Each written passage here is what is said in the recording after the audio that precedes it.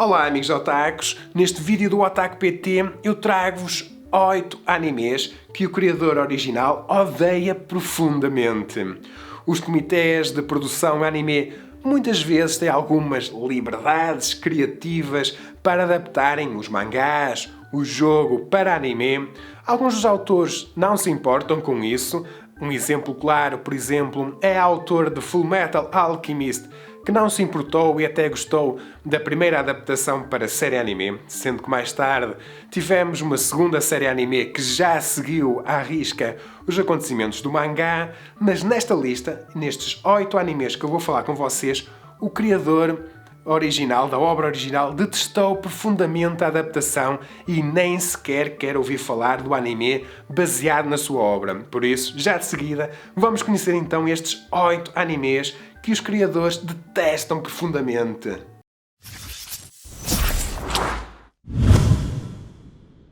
O primeiro anime é Fruits Basket. E a mangaka tão cedo não deixa nenhum estudo de animação aproximar-se do seu mangá, principalmente se esse estudo de animação for o estúdio DIN.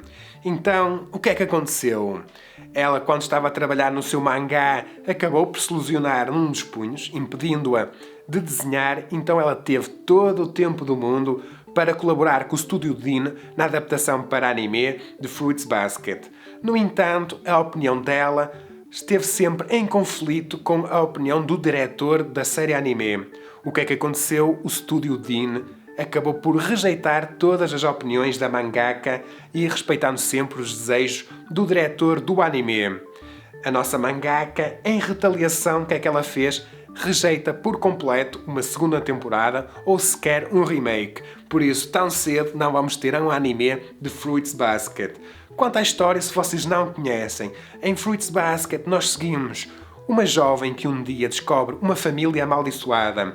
Eles são possuídos pelos espíritos do zodíaco chinês e eles estão condenados a transformar-se em animais quando estão feridos, fracos, ou então quando são abraçados por alguém do sexo oposto que não está possuído por um espírito. Temos depois um anime relativamente recente, a adaptação para a série anime de Kumamiko, pelo estúdio de animação Kinema Citrus. Então, o que é que aconteceu? O criador da obra original, no seu Tumblr, revelou que o episódio final do anime foi terrível, foi um desastre completo, e ele mostrou-se arrependido por não ter consultado o guião do anime. Claro está que isto gerou muita polémica, ele rapidamente apagou o seu post e veio publicamente pedir desculpas, que não era bem aquilo que ele queria dizer, e pedir desculpas se fez com que alguém ficasse desconfortável. Mas era tarde demais e todos nós agora sabemos que o autor de Kumamiko detestou completamente a maneira como o anime terminou. Para quem não conhece, Kumamiko é uma história que se desenrola à volta de uma donzela de um santuário Shinto na floresta que tem como guardião um urso falante que um dia decide que quer estudar para uma escola numa grande cidade. O seu guardião, o urso, rapidamente se apercebeu que ela era completamente ignorante no que toca à vida moderna, então desenvolveu uma série de testes que ela tem de passar se ela quer realmente ir viver para a cidade. Em terceiro temos Karekano, uma série anime que foi um completo desastre nos bastidores e que é amplamente criticada pela autora do mangá original. O que é que aconteceu? Karekano é basicamente a primeira série anime do estúdio Gainax logo após o sucesso de Neo Genesis Evangelion. Por isso vemos aqui o estúdio Gainax a tentar mudar de página e partir para outras animações. O que aconteceu foi que a autora do mangá entrou em conflito com o Hideaki Anno, o diretor e criador de Evangelion, e os dois tinham visões muito diferentes para aquele projeto.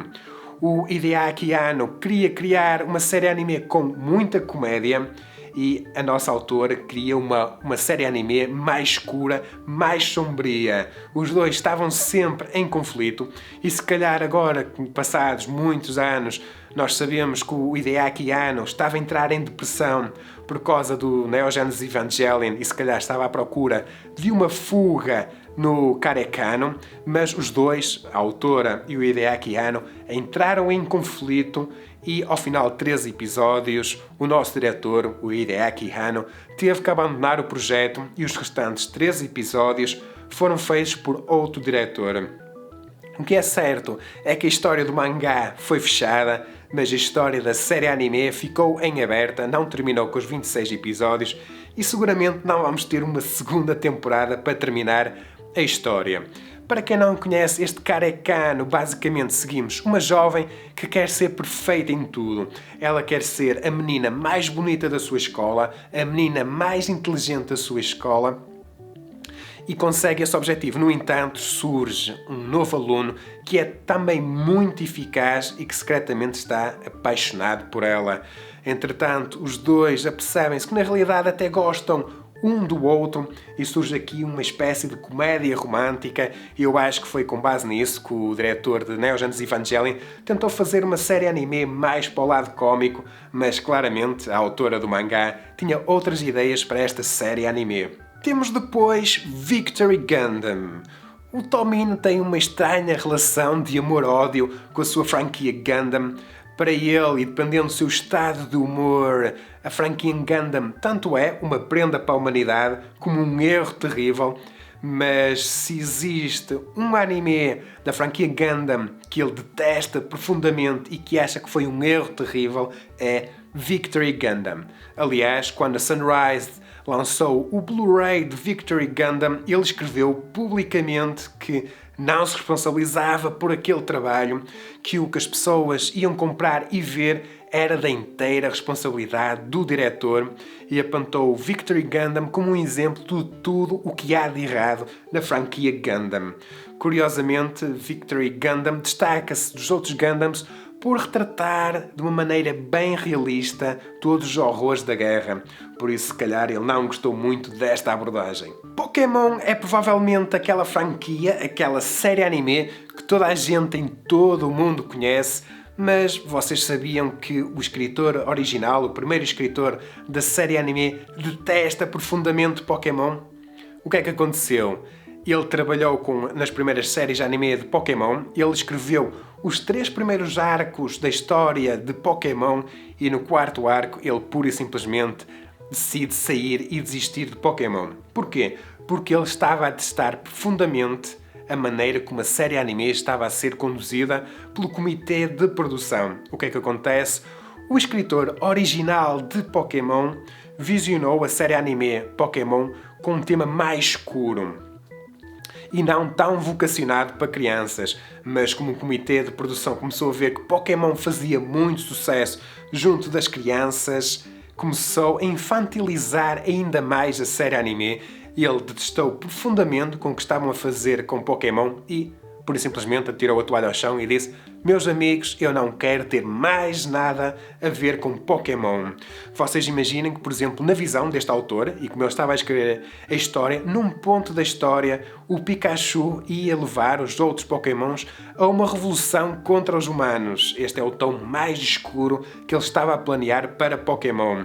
Outra das coisas que ele escreveu publicamente que detestava em Pokémon era da maneira como o Jesse e James estavam a ser, como a Jessie e o James estavam a ser retratados. Ele criou aquelas 2 personagens para a série anime, para serem os antagonistas dos nossos heróis, mas ele diz que o comitê basicamente transformou-os em sacos de pancada, sem grande inteligência, e ele detestou profundamente com o que eles fizeram com aqueles 2 personagens que ele criou e, por isso, simplesmente abandonou o projeto Pokémon. Um exemplo de uma completa falta de respeito pelo autor da obra original é Sensual Phrase. O que é que aconteceu? A autora de Sensual Phrase pura e simplesmente deixou de escrever mangás do género shoujo quando ela se apercebeu que o seu mangá Sensual Phrase estava a ser adaptado para um anime sem o seu conhecimento. E quando ela tentou intervir e colaborar na adaptação para anime, pura e simplesmente não a deixaram e puseram-na de lado. Ela ficou farta e pura e simplesmente deixou de escrever aquele género de mangás.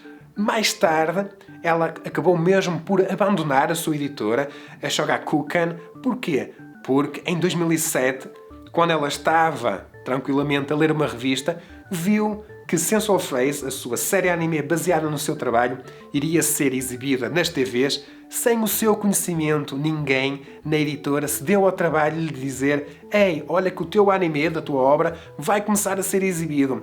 E ela só quando estava a ler um guia TV é que se apercebeu que a sua série anime ia ser exibida nas TVs. Como resultado, ela deixou de escrever shoujo, atirou a toalha ao chão e disse: que se lixe, a partir de agora eu só faço mangás, yahoi! Depois temos um autor que pura e simplesmente não queria que a sua obra fosse adaptada para anime.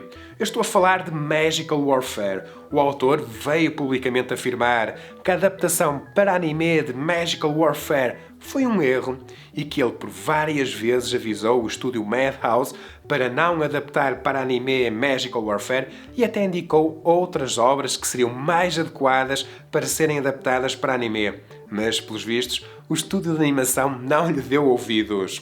A história de Magical Warfare segue um jovem que um dia encontra uma estranha menina num uniforme que ela não conhece. Ela é uma mágica na realidade e pede desculpa por transformar também num mágico. É aí que ele se apercebe que existe um mundo de mágicos e existe um mundo de pessoas normais. Um género de Harry Potter em anime. Para terminar, tenho o completo oposto. Um diretor que pura e simplesmente detesta o material original. Eu estou a falar da adaptação para anime de Bokurano. O que é que aconteceu? O diretor veio a público afirmar que detesta profundamente o mangá de Bokurano e a pedir para as pessoas que são fãs do mangá original para não assistirem ao anime, pois ele vai tomar um rumo diferente. O mais interessante disto tudo é que o mangaka que criou Bokurano gostou muito das liberdades que o diretor teve com o anime e gostou muito do que foi feito, o que não deixa de ser estranho. Nos bastidores, as conversas entre diretor e autor do mangá devem ter sido, no mínimo, muito estranhas. Em Bokurano, nós seguimos um conjunto de crianças que entram numa espécie de caverna, é-lhes dado uma espécie de contrato para com robôs gigantes protegerem a Terra, mas rapidamente eles se apercebem que não é assim um jogo, não é assim algo tão simples como eles estavam a pensar e rapidamente são atirados para um jogo real cheio de mistérios e horrores. Amigos otakus, aqui estão 8 animes que não correram lá muito bem. Vocês deixem nos comentários o que é que acharam desta lista e não se esqueçam também de nos ajudar a dar aquele like espetacular e também de subscrever este nosso canal de YouTube, onde nós falamos com vocês sobre anime, manga e videojogos. Um forte abraço e até à próxima!